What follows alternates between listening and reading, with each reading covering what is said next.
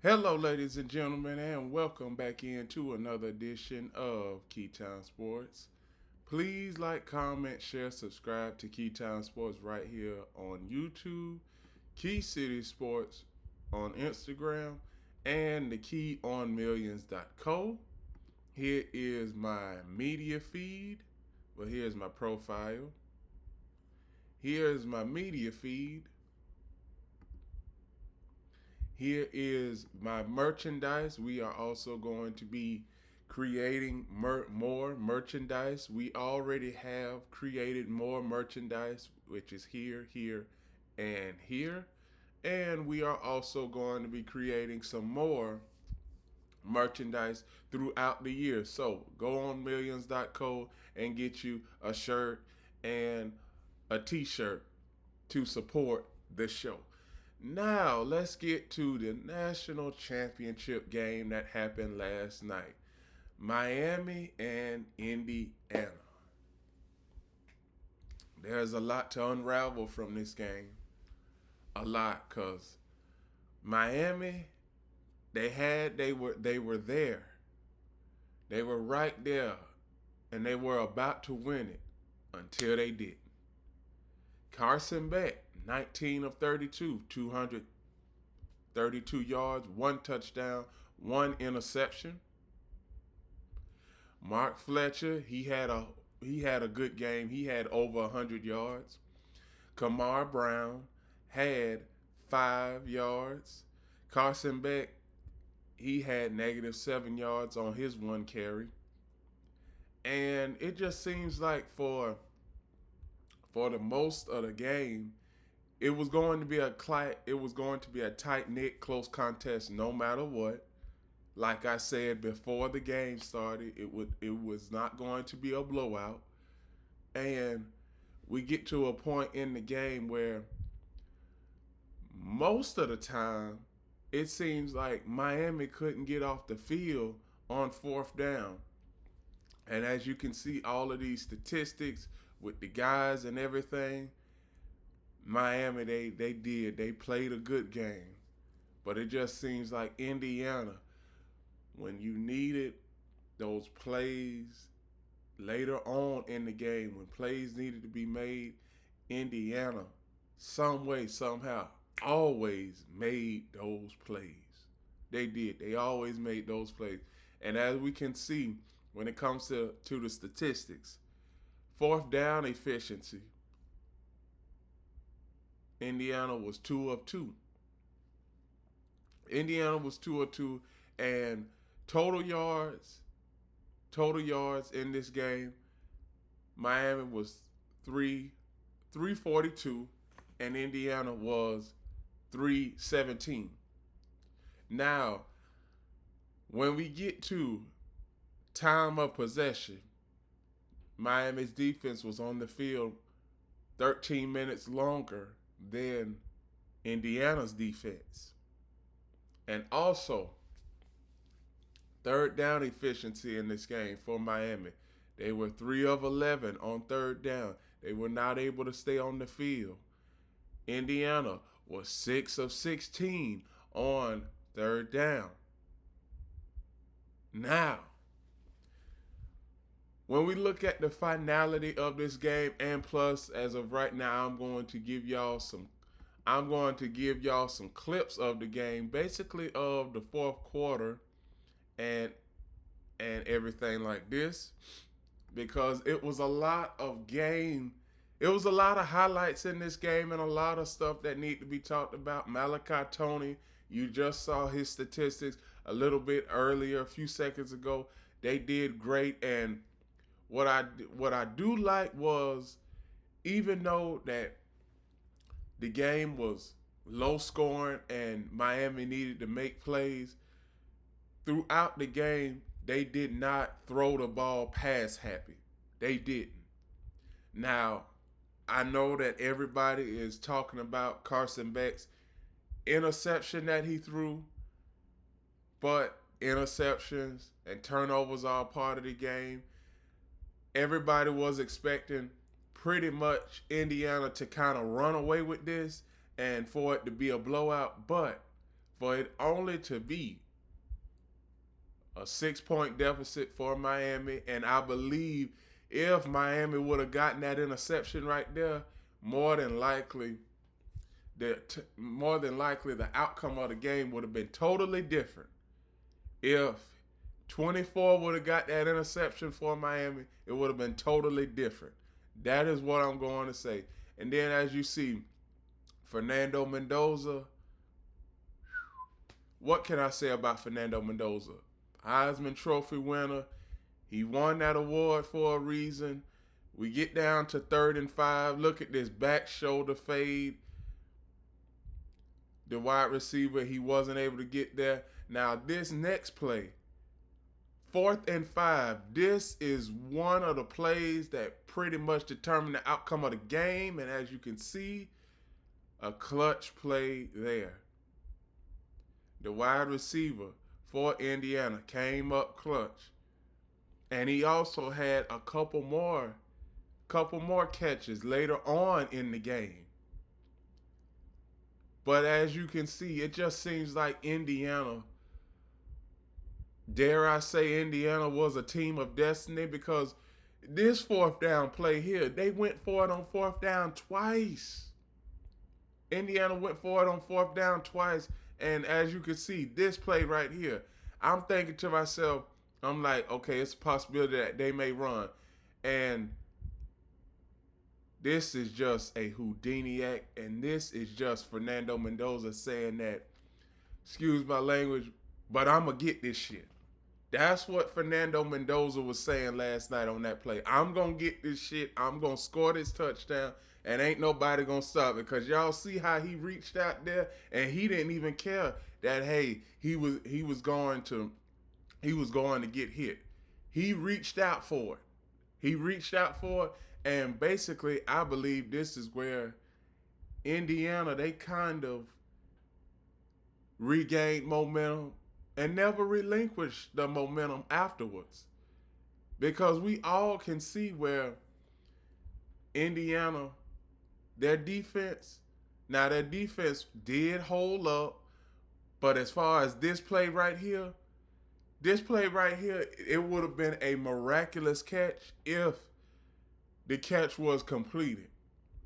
But hey, this was a good effort. It was a real good effort, because I personally thought that he caught it, but then as we see the ball, it kind of flutters out. It was not a catch. And then Beck throws to his tight end on a 3rd and 15. Beck throws to Malachi Tony. I actually thought Malachi Tony was going to go score right here. But then I saw where all of those Indiana Hoosier defensive men came and kind of stopped them. And they were down at the 22. So, but then Malachi Tony comes and goes to score right here. So he scored right there. And I'm saying to myself, okay, if Miami can get a stop, just one stop, the game will be theirs, and they will win the championship. And everything was going to according to plan. You get the 3rd and 4 right here, and I think confusion with the defense right there. It was a lot of confusion with the defense. Then you get to another 3rd and 7. Defense was not able to get off the field right here. There was another back shoulder fade, and Indiana pretty much made the plays that had to be made. See, this is coming down the stretch.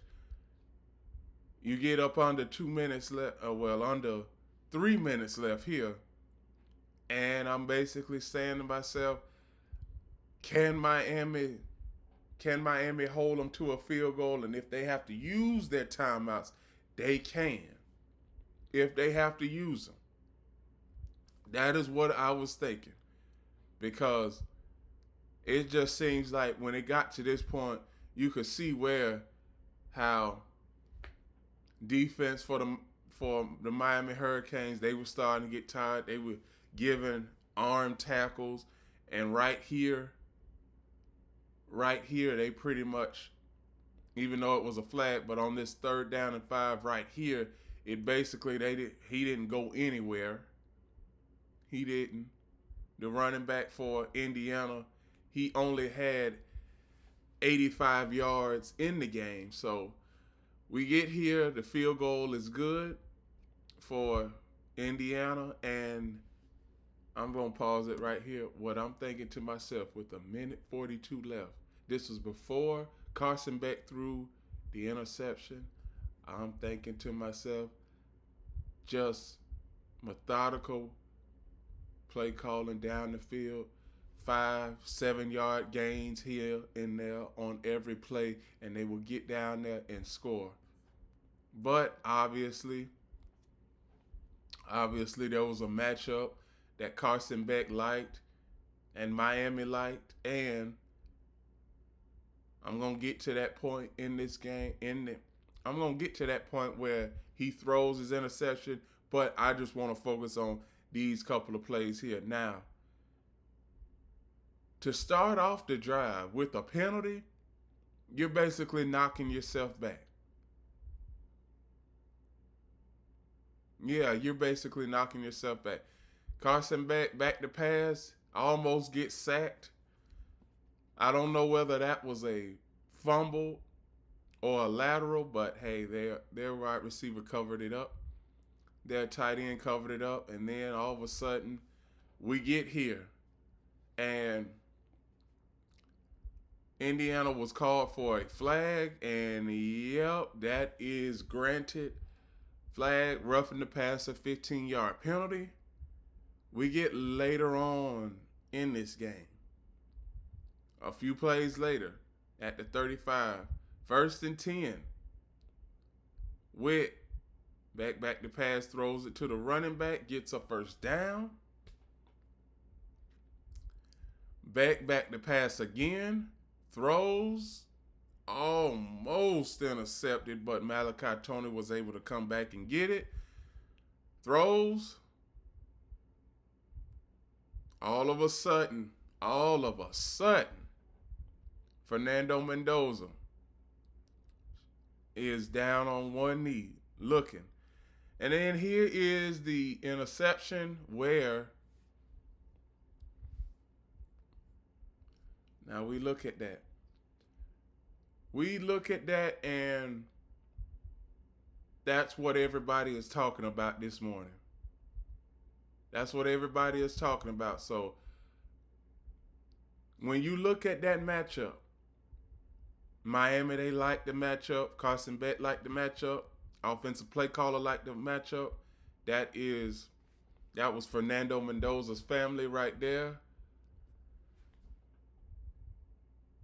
As you can see, Hurricanes fans are shocked. Carson Beck is shocked. Everybody is shocked. Now, here is the matchup right here. Now, this matchup right here, this was the cornerback. His eyes is focused on this wide receiver. Now, this safety, he was supposed to move, come up, or go back a little bit. But he didn't move at all. And Carson Beck, he's thinking that he has a one-on-one matchup, but this is called a safety blitz, where the safety is on an island by himself, and he gives his cornerback safety help if he needs it. And as you all can see, as the play develops, the safety help does come over, and the cornerback intercepts the ball. See that? Safety help comes over. 22 gets the ball, and that was basically the end of the game for the Miami Hurricanes. So now, when we get to the finality of this game, the finality of the college football season, I look back on this college football season, and I think to myself, where we had a lot, and I do mean a lot, of surprising things that happened. I did not have Indiana winning the national championship on my bingo card for 2026. I didn't. And I didn't even have Miami getting to the national championship. But they did. They did. Indiana, they've done one thing that nobody has ever seen in the modern day of college football. Indiana was able to do something that the 1894 Yale football team did. That was go 16-0 and win a college football championship. Now, one thing that I want to say is it's going to be hard for a team in this day in college football to repeat and to get back to the championship year after year after year, because the money, the NIL, it is creating an imbalance of power. From season to season, we don't know who is going to be in the national championship. Way back in the day, it was always an SEC team, and it was SEC team and then any team that was remaining. But now you get to a point where it could be ACC, Big 10, Big 12, ACC, SEC. It could be either one of those teams. Now the SEC, they haven't won a championship as far as the conference, hasn't won a national championship in 3 years. So that's why I say the imbalance of power is starting to take shift with NIL and players being developed other places and then coming to teams like Indiana for a championship, or previous winners like Ohio State and all of those previous winners. See, that's why I say, as far as development in college football, it's almost like it's a thing of the past, because a lot of teams, not every team, is going to start using the transfer portal to their advantage after what we saw from Indiana last night. Now, I said this before the game happened yesterday, that Indiana's last 4 recruiting classes, they all were in the top 60. Now, one thing I can say about having a top 5 class is you have top dogs on those rosters, and you expect those top dogs to deliver game-changing plays. But in Indiana's case, you don't have any top dogs, and you have X factors galore, because Indiana's tight ends last night were X factors. The wide receivers were X factors. Even the running backs were X factors last night for Indiana. And I know a lot of people didn't see Indiana a lot throughout this season. But over the last couple of weeks, and even during the playoff run, we saw Indiana pretty much dominate teams week in and week out. But I did say that the national championship was not going to be a blowout, and the national championship proved me right. So obviously, I wanted Miami to win, but I can see where this is a better story. Indiana winning is the more intriguing story, because Indiana has always been a losing football program. And 3 years ago, at the time, they were the losingest program in college football. But now they are the champions of college football. So congratulations to Kirk Cignetti, Fernando Mendoza, the entire Indiana Hoosiers team, and anybody that is associated with the Indiana Hoosier football program. One last thing I want to say is, can Indiana repeat? That remains to be seen. And can Miami some way, somehow, because most of those guys are returning for Miami. Can Miami get back to the national championship game? That's easier said than done because the champion Indiana, they are already gonna have a tough road getting back. But the runner up, it is almost twice as hard to get back to the championship after you've lost because everybody is expecting the runner up to fall off. Everybody is expecting the runner up to fall off. But all in all, this was a very, very entertaining game. The 2025 college football season is at its end. The transfer portal is right around the corner. Pretty soon, we are going to be talking about spring football in a matter of 60 to 90 days. And we are going to be talking about who has the best odds at winning the national championship for 2027, 26-27 season. Now, the national championship, the next national championship for college football will be held in Allegiant Stadium in Las Vegas. In Las Vegas. So, the last few things I'm going to say before I close the book on the 2025-2026 college football season. This was very, very interesting. It was very, very intriguing. It was very surprising because we did not see Indiana.